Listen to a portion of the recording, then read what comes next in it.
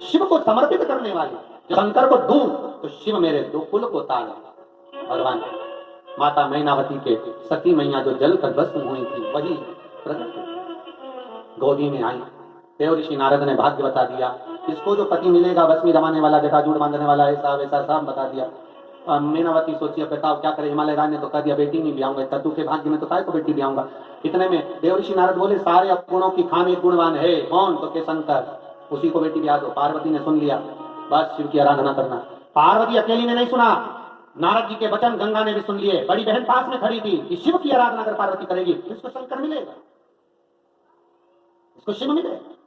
अब गंगा भी आराधना कर रही है शंकर की और पार्वती भी आराधना कर रही है। शिव महापुराण की कथा कहती है जितनी पार्वती ने आराधना करी उससे 1000 गुना ज्यादा गंगा ने आराधना करी। एक स्थिर होकर गंगा आराधना करती। पार्वती को सहेली ने कर दिया, सखी ने, पार्वती तुझे मालूम है क्या? मुझे नहीं मालूम। तुझे नहीं मालूम? अरे पार्वती, गंगा भी शंकर की आराधना कर रही है। अच्छा, हाँ, गंगा शिव की आराधना? हाँ, क्यों? गंगा शंकर की आराधना कर रही है शिव को पति बनाने के लिए। गंगा शंकर की आराधना पति बनाने के लिए? हाँ। तो पार्वती ने कहा मैं भी तो शंकर को पति बनाने के लिए आराधना कर रही हूं। अब शिव एक के ही पति हो सकते हैं, या तो गंगा के हो जाए या मेरे हो जाए। पार्वती ने विचार करा गंगा से पीछा छुड़ाना है। अपनी सहेली से कहा सुन, मैंने सुना है कि जब कोई संत निकल कर जाता है तो 1 लोटा पानी उसके ऊपर डाल दो, संत प्रसन्न हो जाता है। गंगा जी ने कान लगाकर सुन लिया। सामने से आ रहे थे दुर्वासा बाबा। गंगा जी ने 1 लोटा पानी भरकर फेंक दिया संत के ऊपर। संत के ऊपर जैसे ही पानी पड़ा तो संत को क्रोध आ गया और बाबा ने क्रोध में आकर कह दिया, अरे गंगा, हिमालय राज की बेटी होकर, हिमालय राज की पुत्री होकर तूने संत का अपमान करा है। मैं तुझे श्राप देता हूं कि तूने संत पर जल छोड़ा है तो तू स्त्री का शरीर छोड़कर पानी के रूप में बहेगी। और वो गंगा जल बन गई, पानी बन गई।